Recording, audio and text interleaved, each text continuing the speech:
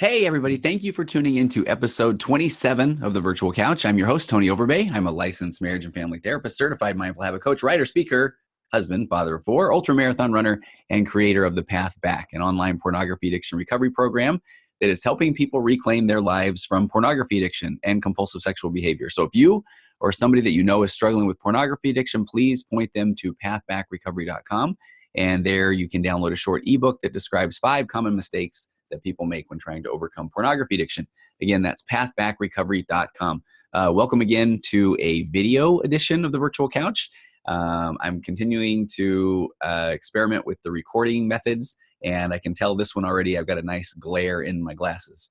But I'm grateful to be with you. I have been neglecting, I get so excited to get to my interviews, my topics, that sort of thing, that I actually have been neglecting to get to some of the real quick things like continue to send in your questions. I have a lot of questions. Actually, today's show is because I have received so many questions about a topic that has been brought up a couple of times. The episode with Derek Westman in Japan with Sean Davis doing some couples counseling, this concept of imposter syndrome. And I think it's pretty fascinating. So we're going to get to that a little bit later today. But also, please feel free to visit virtualcouch.xyz. There are all of the episodes there if you are a non-Apple or Apple Podcast or iTunes kind of person.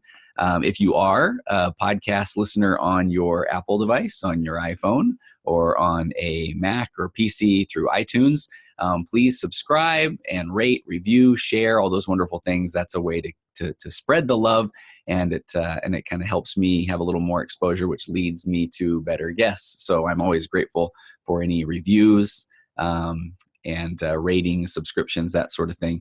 And I am so bad at this, but yes, there is now a Virtual Couch account on Instagram, and trying to work with a couple of folks who are volunteering to do some of that work for me, because boy, you throw a couple of hashtags on there and all of a sudden you've got a whole lot of traffic. And so I know that can bring people to the Virtual Couch as well. But find that and like that, subscribe, follow, all that good stuff. And also my Facebook page, Tony Overbay, licensed marriage and family therapist. And there I typically upload information about the podcast and that sort of thing. And I need to do more there too, a little more interactive there as that continues to grow. And as per usual, wonderful guests coming up. Matter of fact, later this week is an amazing guest that I recorded an episode a couple of weeks ago.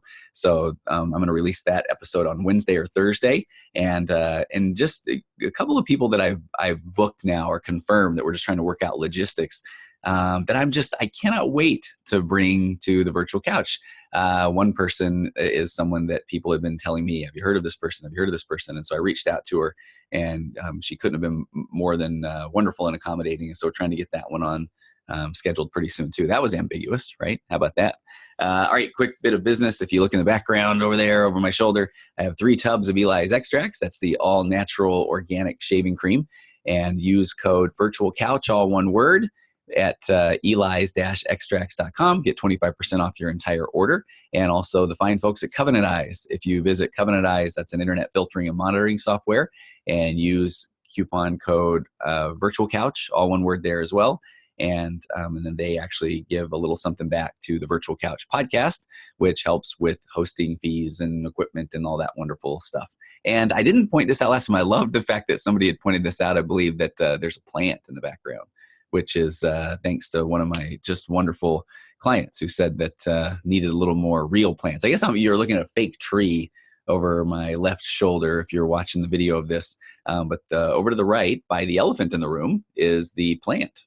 So that is a real live plant. I'm grateful for that. And just the more people are looking on the shelf. I'm going to lean over one more there. There's a 50-minute sand timer that I think is one of the coolest gifts my wife got me for Christmas. And so that's been kind of fun too. All right. Hey, let's get to the topic today, right? So on the episode with Derek Westman, who was talking about being in Japan, and we were talking a lot about him being able to translate in real time, and he's interacting with medical professionals and all these different arenas of business that he didn't have much experience in. But he was the man. He was translating, and when I've done a lot of business in Japan. And when my partners have translated there, they aren't just translating. They, excuse me, Sounds like I'm getting choked up, right? They're not just translating. No, but they're not just translating, but they are also, they kind of get involved with the business. And so Derek had talked about kind of feeling at times like he's this imposter, that people are going to come up and tap him on the shoulder and say, everything you've been saying right now is completely false. And all of a sudden he will be void of a career and that sort of thing. And I think Sean Davis talked about it, the acclaimed and wonderful couples counselor that I had on with me early on, that at times as a therapist in particular, you feel pretty good about helping people. That's your passion. That's why you're here. You do your best to train and stay on top of all the best evidence-based modalities to help individuals and couples in anxiety and depression, you name it. And but then at times when you're working with somebody, it's a vulnerable moment, and sometimes you think, man, what am I doing? Somebody's gonna tap me on the shoulder and say, you totally messed that one up. And I'm not saying that therapists by any sort of the imagination have everything figured out or perfect or that sort of thing, but man, we are trying hard in the best interest of our clients. And even a couple of my latest podcasts, episode 25 and 26, the Nurtured Heart Approach, which is for parenting, and EFT, which is for couples, those are my soapbox speeches. I could not wait to give those podcasts, and they have been well received. I'm so grateful for that, because that is what I'm passionate about. But every now and again, I think, like, what if I'm wrong with all this couples communication? What if it is better to bury yourself down in a bunker and wait till the other person comes out? Which I know it's not, right? But that's that concept of an imposter syndrome. So where does imposter syndrome come from? I have a couple of things I want to share. One of them is one of my go-to books, and I promise you, I had a copy of this as of last Friday, and I just had a client that I just felt impressed to give that copy to. So I had tried to get a hold of the book earlier. But it's called The Happiness Trap, and it's by Russ Harris. And The Happiness Trap is a book about what's called ACT, acceptance and commitment therapy. I absolutely love acceptance and commitment therapy. So there's a couple of kind of go-to fundamentals in the therapy world. One of them is CBT, which is called cognitive behavioral therapy. And I was a trained cognitive behavioral therapist for the first many years of my career, and I can still do CBT often, and it works. So CBT is kind of a formula where your thoughts, in essence, lead to your emotions, and your emotions lead to your behaviors. So we get in there and we dig deep, and we try to figure out where those automatic thoughts come from. You sometimes hear this phrase, ants, automatic negative thoughts. We're going to identify the ants. We're going to stomp out those ants. And if we can kind of change what those automatic thoughts, the intensity that they bring into our lives, if we kind of can tell a different story, then that would lead to a different emotion, which would lead to a different behavior. It's really nice to do in a session. You can identify, what are you feeling in this moment when you're trying to interact with somebody or do something. And if you feel like, well, that won't work, or they probably don't like me, you can kind of go in and look at where that comes from in your own life, and you can kind of challenge those automatic negative thoughts. The problem I found, and it does work, it works, and it takes a lot of work and practice. But the problem I find is that often you can have somebody leave the room and they feel really excited, but they get in that moment and somebody has said something to them, or has, they're caught up in an event where they feel a certain way, and now they're trying to think, okay, Tony said, what's a different reason that this could be happening right now? Maybe the voice in my head is not correct. But then at that moment, often a lot of my clients have reported that then the voice is like, no, it is correct this time, which does not change their emotion or does not change their behavior. So again, CBT is wonderful, and it takes a lot of work and practice, and it can do amazing things. And there are times now where I still use CBT, but I'm a big fan of this acceptance and commitment therapy, ACT. Acceptance and commitment therapy says, you're human to have the thoughts or feelings that you do when you come into a particular moment, based on all of the bags that you carry to that situation, right? All the experiences that have happened in your life. So if you are feeling stressed or worried or depressed or anxious, it's okay to have those feelings. They make sense. You're human. If you didn't have them, you would be robotic or that sort of thing. So, but what do we do with those thoughts? What is productive with that thought? So acceptance and commitment therapy does a nice job of kind of changing the relationship with your thoughts, being able to put a little bit of distance there. Some really quick examples. And I'm going to do more on acceptance and commitment therapy in the future, but kind of setting the table for this imposter syndrome and the book Happiness Trap. So what happens often is, you're going to feel this feeling, and it's okay. But let's say an example I like to give is if somebody just says, I'm dumb, right? Is that a very productive thought? Nope. Kind of can make you feel down. And if you ruminate on that the rest of the day or the week, you're going to get pretty down on yourself. And over time, it's going to cause you to pull away from people or things, or feel like you can't take on certain goals or challenges. So what acceptance commitment therapy would say, and I just pulled that one out of my hat, I have to admit, I know it sounds pretty harsh, like dumb is a pretty big word. It carries a lot with it. But acceptance commitment therapy would say, you're going to put a little distance there. Maybe, I feel dumb, or even more distance there is I notice I am feeling dumb, or I notice I am feeling dumb when. And I'm telling you, there is a lot of power there. I'm dumb. I mean, that is brutal. That's harsh, right? But let's say that you are interacting among a bunch of, I don't know, Harvard PhDs, and they're talking about molecular biology. Tell you what, I'm going to be around those guys. I will notice that I am feeling like an idiot in those situations, right? But is that a productive thought? Am I trying to impress them? Am I trying to go into the world of molecular biology? No. So of course I'm going to feel that way. But is that thought productive? It's not. I'm going to move that one on through. But so we'll do more with that. And you've probably heard me say those kind of phrases before. But let's get to imposter syndrome. So I set the table with all of that because that's all part of this book, The Happiness Trap, this acceptance and commitment therapy, this learning to challenge the relationship that we have with our thoughts. So in The Happiness Trap, and I do have some notes, so you're going to see me kind of look a little bit down here off camera. In The Happiness Trap, Russ Harris talks about this concept that thoughts are basically, they're stories. And I absolutely love that. So thoughts are just a bunch of words that are strung together that tell us something.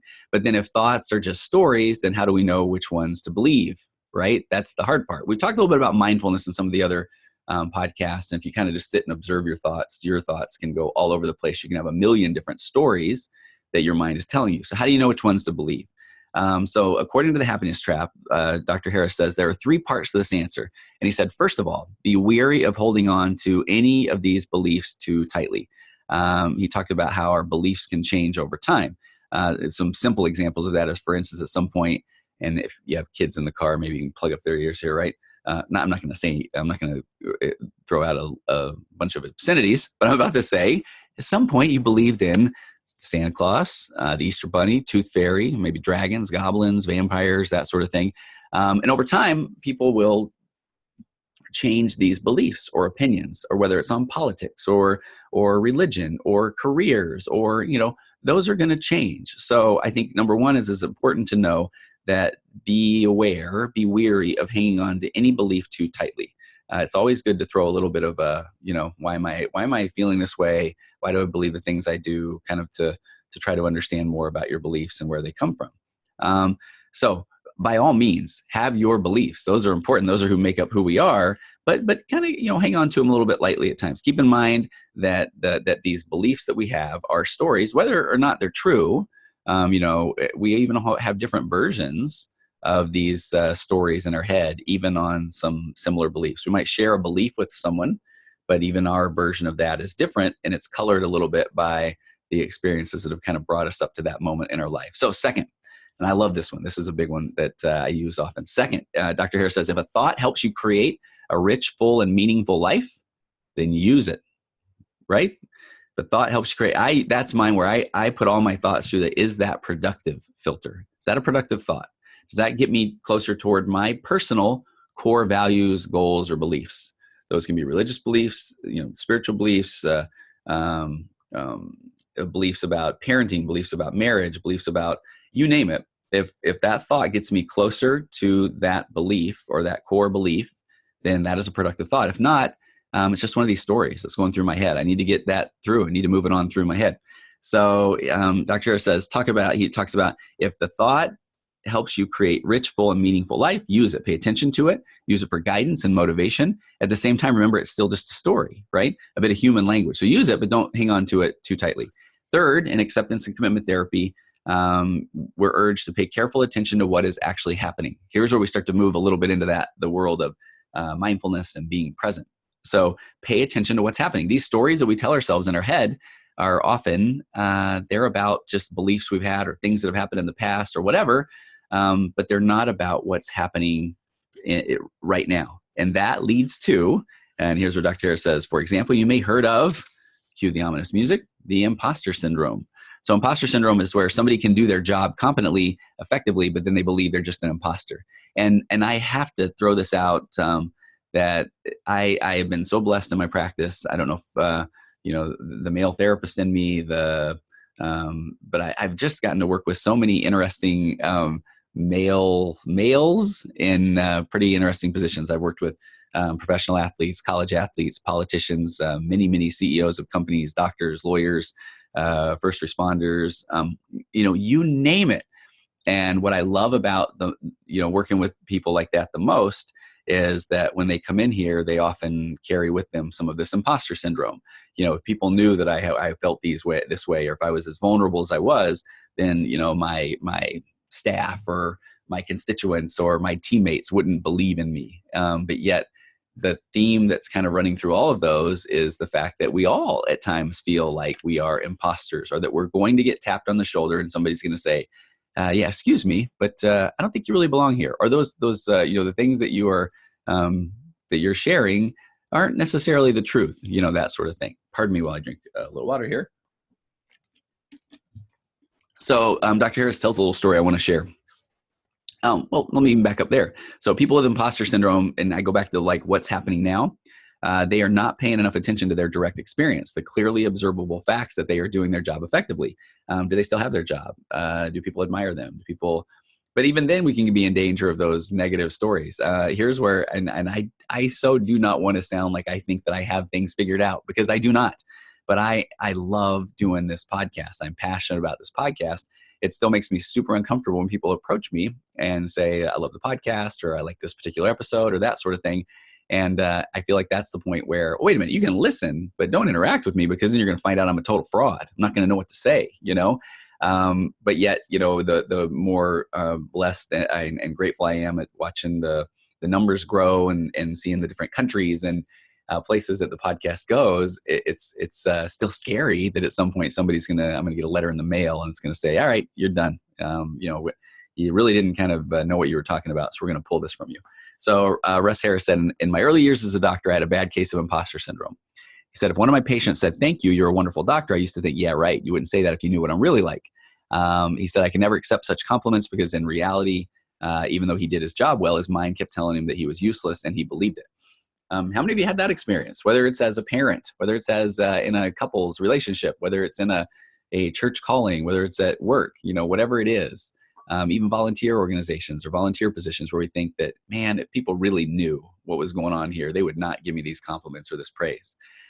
He said whenever he made a mistake, no matter how trivial, 2 words would automatically blaze in his head: I'm incompetent.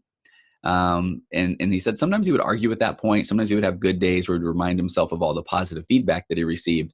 But then he would, those negative voices would still kind of come in at times.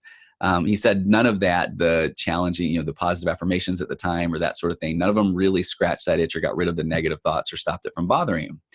And he went on to say that the same 2 words often still pop up when he makes a mistake, but the difference is now they don't bother him because he doesn't take them seriously. And this is the part where I'm trying to get to. I am a work in progress with this, I have to tell you, because take that podcast example. I love doing the podcast. I love talking about parenting and couples communication and interviewing interesting guests. And so when I have these thoughts or feelings at times where, people are going to think that it's just ridiculous, that who does he think he is putting on this podcast, thinking he can try to make a difference or anything, I have to just tell myself, we go back to that, is that a productive thought? It's not. It's really not. It doesn't hold back to my core values or beliefs, of feeling like this is something that I love to do, was called to do, need to do. So the fact is that we go back to this point where we don't choose most of the thoughts in our head. We do choose a small number of them. I want to make that clear. When we talk about observing our thoughts, and our thoughts can go all over the map, of course we choose some of those. That's our whole goal, is trying to take more control of the thoughts that we can choose and give less power to the ones that just kind of pop in there at any given moment. Go back, I threw a note in my notes here, go back and listen to a podcast in the Wayback Machine about inappropriate thought syndrome, unwanted thoughts. That is one of the most, there's some of these that have been downloaded so many more times than I felt like they ever would. And I think that's one of those where I think a lot of us connect on, is that we all have these inappropriate or unwanted or, scary or horrific or anything thoughts.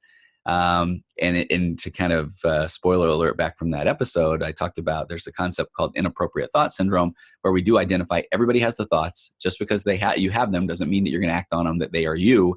And the best part is third point of that is thought suppression doesn't work. So every time you tell yourself what's wrong with me for thinking this thought, I always say that your brain has a little poster board and he holds up this thought, right? And then you're like, I can't think that. And then the brain goes back to, you mean this one, And so the brain so instead learning how to change that relationship with your thought to just say, yeah, I see what you're doing there, brain. That one's not working on me. Not today. Hit the bricks. So that imposter syndrome, then just again, and it can happen, and it doesn't have to be. You don't have to be CEO of a company. Imposter syndrome comes when, and I ran into this a little bit this week, and I am so grateful for someone who had opened up to me. And they were saying that they had listened to these 2 episodes, the one on EFT, where they were going to try to communicate better with their partner and their family, and the one about nurtured heart approach, where they were going to try to be a better parent. And even there, imposter syndrome is kind of knocking on the door, saying, no, that's not you. You're not that parent. You are the parent who flips their lid and can't kind of keep their stuff together. And you are the spouse who, is gonna pity and guilt and shame their way into a better relationship. See how that works, right? So imposter syndrome can come about in any when people diet, right? I love this one. I remember one of the first successful people I worked with is with regard to kind of food and not anorexia, bulimia, that sort of thing, but it was more of around their relationship with food. And I know that they were kind of saying, but I'm not that person that I see the Instagram before and after photos of that loses all this weight. I'm not that person. I'm the one who continually tries to diet and then fails.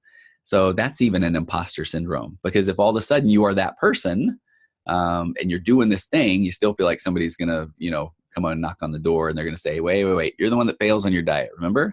Whoever you're being right now is an imposter. And I have to tell you this train of thought. I'm taking on my train of thought. A couple of times I've had people where I will recommend this Happiness Trap book often, and often I'll have copies in my office and I will hand it out. And I will tell you too, if you go look up the Happiness Trap, there's the Happiness Trap, and it has a picture of a smiley face on it, which is wonderful. There's also one that's a blue cover, and it's an illustrated Happiness Trap book.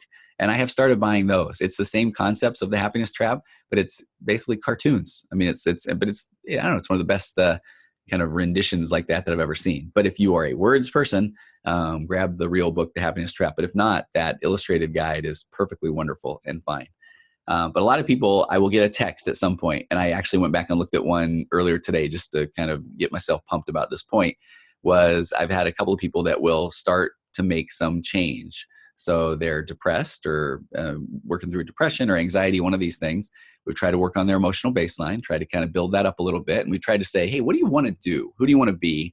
And a lot of times now we're fighting against those. Well, I want to do this, but I know that everyone will tell me that's wrong, or that I shouldn't want to do that. So then we get rid of like, hey, we don't want people to be should on, and let's see what, is right for you. And then when people start pursuing those dreams, then comes in the imposter syndrome. And I had a wonderful, wonderful client who wanted to get in really, really good shape, but they were so worried that would mean that they would be viewed as prideful and that they would, this sort of thing. But meanwhile, they were so down and negative, but then they just jumped on board, went all in with nutrition and exercise and fitness, and they transformed their lives. And so that was one where I remember getting a text from this person, and it was literally the picture of the chapter that I'm talking about here, about the imposter syndrome in the book, The Happiness Trap. And they just said, this is me. And I've had literally that same experience several times where somebody texts me and they just say, I just read this point about imposter syndrome. That's me. I want these things, but I feel like if I try to do these things, that this is not me. And everybody's going to know it, and they're going to call me out on it. And then I'm going to feel silly. So that's not the case. Those are just some automatic negative thoughts, and we want to move through them, right? Okay, so let me jump over to one more study, and I'll hit this one kind of quick, and we'll end this podcast in relatively short fashion. There was an article in it's called Fast Company, the magazine Fast Company, and it's called, The Muse. It talks about and this is by Melody Wilding. I want to give her credit. And Melody is actually quoting a book by Valerie Young. The book is called The Secret Thoughts of Successful Women: Why Capable People Suffer from the Imposter Syndrome and How to Thrive in Spite of It. And so it says Young builds on decades of research studying fraudulent feelings among high achievers. And again, I will maintain you do not have to be a high achiever, a politician, a captain of industry to feel this imposter syndrome and take something from this podcast. So in the article, Melody says, the psychological phenomenon known as imposter syndrome reflects a belief that you are inadequate and an incompetent failure despite evidence that indicates you're skilled and quite competent or quite successful. So I want to just quickly go through these 5. This is back to Valerie Young in the book. She categorized into 5 subgroups: the perfectionist, the superwoman or superman, the natural genius, the rugged individualist, and the experts. Let's hit these really quick. So the first one, the perfectionist. And many of you can maybe understand how this would come into play with imposter syndrome. Perfectionism and imposter syndrome go hand in hand.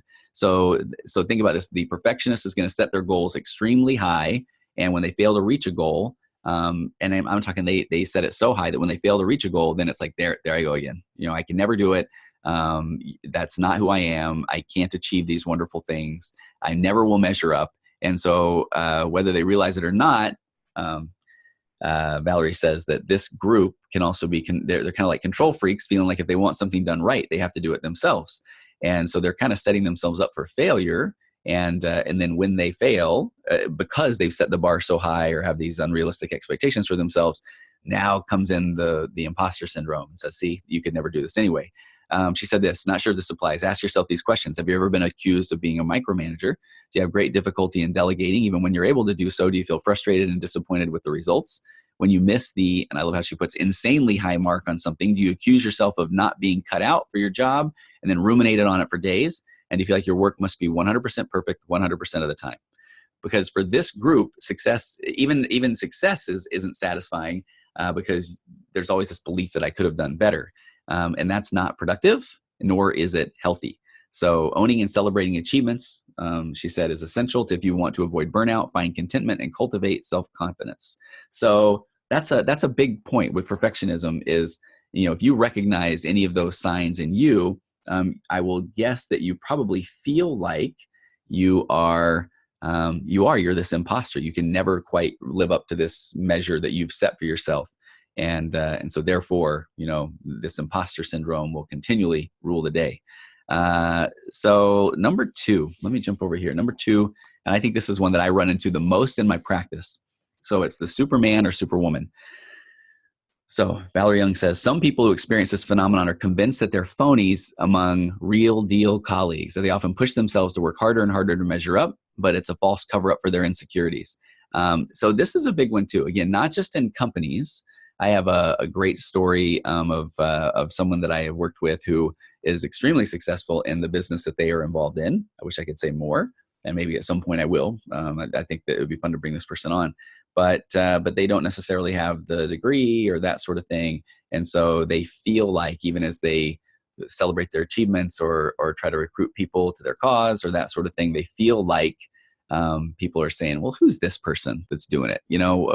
Why would they? And is that a productive thought? It's not. If you are accomplishing what you want to or chasing after your dreams, all of that negative, those negative voices that pile into your own negative self-talk are 100% not productive. That's somebody who is, they are not in charge of what your goals or hopes or feelings are, your core values, your beliefs, that sort of thing. So this one's pretty important. Do you stay later at the office than the rest of your team, even past the point that you've completed the day's necessary work? Do you get stressed when you're not working and find downtime completely wasteful? Here's a big one I see. Have you let your hobbies and passions fall by the wayside, sacrificed to work? And do you feel like you haven't truly earned your title? That's a big one. In this one, she even says, despite numerous degrees or achievements, so you feel pressed to work harder and longer around those to prove your worth. So imposter workaholics are actually addicted to the validation that comes from working. They feel like if they don't have that, okay, you're doing it, that validation, that then they're doing something wrong. And then again, here slides in that imposter syndrome to tell them that, what are you even trying to do, right? So if that is you, as you become more in tune to kind of internal validation, or you are going after the things that you are passionate about or that you believe in, and you kind of nurture that inner confidence, then you're going to be able to, as Valerie Young says, you'll be able to ease off the gas as you gauge how much work is reasonable, and hopefully be able to be present and appreciate the things that you are doing, that you enjoy doing, and not worry about feeling like you don't measure up to your colleagues around you. Because I'll tell you, they go back to this one, most of them are struggling with the imposter syndrome as well, and they're seeing you, the person who maybe isn't as degreed or diplomaed, who is doing just as well. So the imposter syndrome person is saying, holy cow, I have all this schooling. Why am I not as successful as this other person? We're all playing the same game. That's what kind of cracks me up. I'll rally through these others real fast. The natural genius. People who struggle with this are natural geniuses.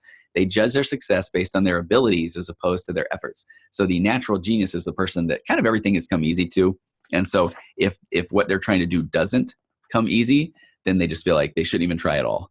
If you're used to excelling without much effort, then you just feel like, okay, if I do have to put some effort, then I'm a complete failure. Everybody's going to find out, and I can't even do this. And those of us who see this natural genius in these other areas, and we want them to come to our cause or play in our sandbox, or we want to be around them. We see them try a little something, maybe not even try, and then back off. And we're saying, man, no, with your set of skills, you'd be great here. But we don't realize that what's going on for them is if they aren't perfect at it right out of the gate, then they're saying, I'm an imposter. This isn't me. And so I want to go over some of these. It says, do you have a track record of getting straight A's or gold stars in everything you do? Were you told frequently as a child that you were the smart one in your family or peer group? Do you dislike the idea of having a mentor because you can handle things on your own? And when you're faced with a setback, does your confidence tumble because you're not performing well? Do you feel like that provokes a feeling of shame?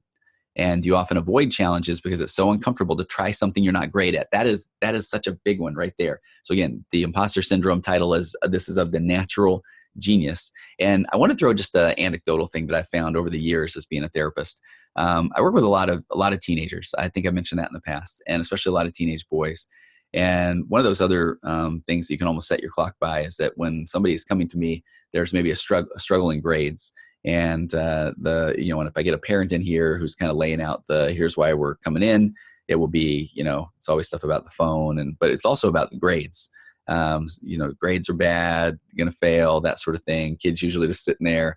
Parent leaves the room. And then I found over the years that I feel like there's this phenomenon where, in particular with a kid who has been really good, get straight A's without trying hard, that then there's almost this natural process that happens where, let's say it's 6th, 7th, or 8th grade, middle school still, and they don't have to put out much effort. They can kind of get their homework done at school. They get by a lot on their charm, and they get good grades. You move into high school, and now there's a little more homework required. And so then I watch as almost like freshman, sophomore year, when parent leaves the room and they're telling me about these grade struggles where the kid will say, yeah, I just got to get some stuff turned in. I'm kind of a little bit behind, but I'll rally. I'll figure it out. And oftentimes then when a semester or quarter ends, then they pulled it all together. But then at some point I feel like, and I now tell these people this, just kind of, here are my thoughts, I'll say, is that inevitably they're going to find this time or moment where then all of a sudden the workload has increased so much that they can't quite just skate by or pull in at the last minute and get good grades. And then once that happens, now the bad grades come. And then typically then the next quarter semester, they'll say, okay, I'm not let that happen again, but they haven't still taken it as seriously. And so I'm finding it's almost like this 2-quarter or 2-semester, once the grades go off the rails, problem, where until then somebody says, okay, I got to do things different. So I got to tell you, in my practice, oftentimes I'm trying to share that as just hey, was it easy for you throughout middle school?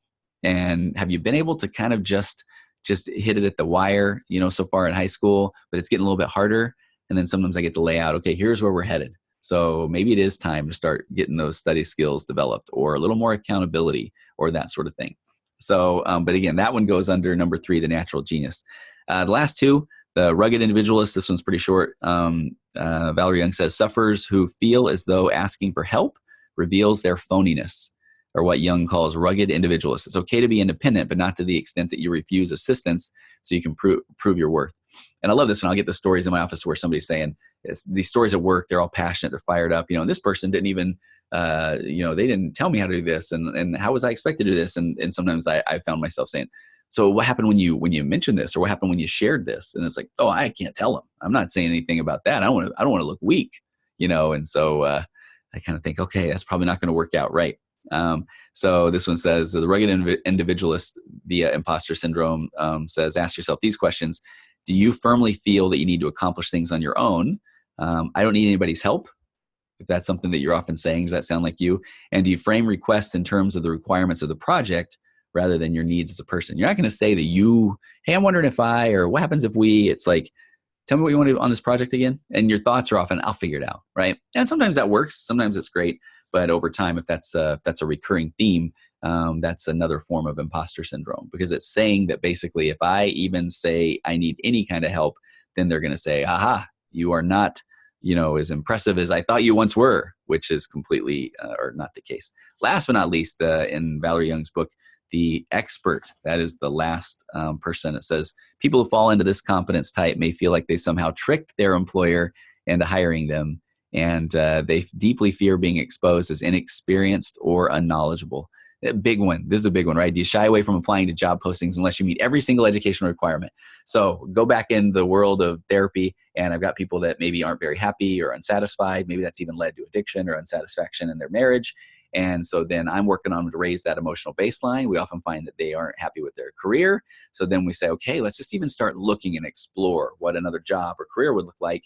And this is one of the first things I find. It's like, well, I don't know how to do that, or I don't have all of these things that this job listing says. So do you shy away from applying because you don't meet every single requirement? Are you constantly seeking out trainings or certifications because you think that you need to improve your skills in order to succeed?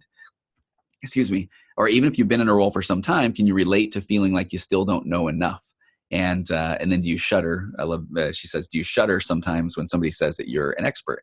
So, and of course, the bulking up your skill set will certainly help you. But this is kind of working from that place where that until you are, it kind of goes back to a little bit of that perfectionism, right?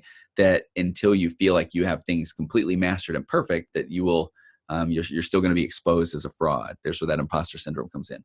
Valerie Young says, realize there's no shame in asking for help when you need it. Goes back to being vulnerable, right? If you don't know how to do something, ask a coworker. If you can't figure out how to solve a problem, seek advice from a supportive supervisor or even a career coach. So no matter the specific struggle or whatever one of these imposter syndrome types that you may have, just know that Valerie Young says in her book, this is over a decade of research, that if you struggle with confidence, that you're far from alone. One example studies suggest 70% of people experience imposter syndrome at some point in their career. And I'm just talking about career. Move that into your life in home as a husband, father, wife, mother, church servant, community organizer, whatever that is. And I would say that number is probably going to go up even more. So, but if you've experienced it at any point in your career, Valerie Young says you've at one point or another chalked up your accomplishments to chance or charm or connections or another external factor. But how unfair and unkind is that, right? How about the fact that you are good at what you do, or you can learn and adapt, or you are a personable person who can be vulnerable and not be exposed as an imposter and continue to find different opportunities to succeed in your life. So she says, take today as your opportunity to start accepting and embracing your capabilities. I have to throw one quick plug in again here at the end of this episode for just that whole concept of vulnerability. I mean, that's still kind of what we're working with, right? And vulnerability and adaptability. So if there is something that you want to learn or do or discover, you might have to be a little bit more vulnerable and go out and ask people and not be worried about having to look like the expert, or not setting the bar up so high as a perfectionist that you worry that people are going to say, oh my gosh, that we just found this guy out. So thank you for taking the time to kind of explore these various types of this imposter syndrome. If that is something that you struggle with, there's some nice resources. You can look up Valerie Young's book, and honestly, a little bit of a Google on this one. I'm not going to lie. There's a lot of good info, because imposter syndrome is it's more prevalent than we think it is. But from my standpoint, this all goes back to why I started with that concept from the happiness trap is that things are there's a lot of stories that our mind tells us, and the majority of them are not true. And I will tell you that if any of these thoughts, these imposter syndrome-like thoughts, are not leading you toward a more rich, robust, and fulfilling life, then let's kind of chalk those up to those just stories that your brain is telling you, that your mind is telling you. So let's look back and identify what those core values or beliefs or goals are that you have. And if these thoughts or stories aren't playing into those goals, core values, beliefs, then just label them. Label them as not productive, and then let's learn to just move those right on through your brain so you can get back to those productive thoughts. And it is an exercise. It is doing work for the brain. The more you do that, the more your brain's going to recognize that, oh man, we don't get to sit here for the pity. He's going to try to go all positive on us again, and over time, your brain's going to try, but then it's going to know that, all right, here's what we do. He's either staying focused or being present in the moment or turning to his breathing or whatever he's doing, he or she are doing, and to make sure we aren't acting upon those negative thoughts. All right, folks, thank you so much for joining me today. Big episode coming up later on this week, and then plenty more coming up in the future. And please send me a note at contact@pathbackrecovery.com, or there's a form on the virtualcouch.xyz page if you want to ask questions, have suggestions for episodes or guests, that sort of thing. But please kind of keep that feedback coming. I am so grateful for it. And even after doing a episode on the imposter syndrome, of course, even as I'm saying this, I'm thinking, okay, why is anybody going to listen to me talk about the imposter syndrome? Because I'm an imposter. So, but that's not a productive thought. I'm going to move that one on through, and I will see you next time here on The Virtual Couch.